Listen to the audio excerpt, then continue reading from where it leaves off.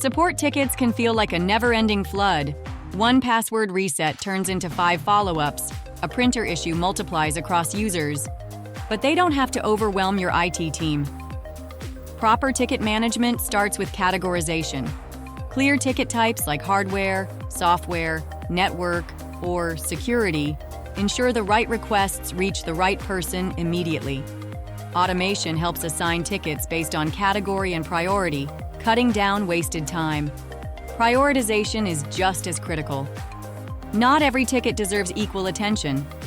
Using business impact and urgency to guide responses ensures that a system-wide outage gets immediate attention, while lower impact issues are handled efficiently. Tracking tickets across their life cycle gives IT leaders insight into bottlenecks. Monitoring metrics like time to resolution, reopened tickets, SLA compliance, and customer satisfaction helps improve workflows. Equally important is how tickets are answered. Clear, empathetic communication, acknowledging the issue, setting expectations, and using simple language turns technical support into a positive user experience. As Jason Wachtel, president of Haycor, says, support tickets are not just user requests, they're signals of deeper process gaps.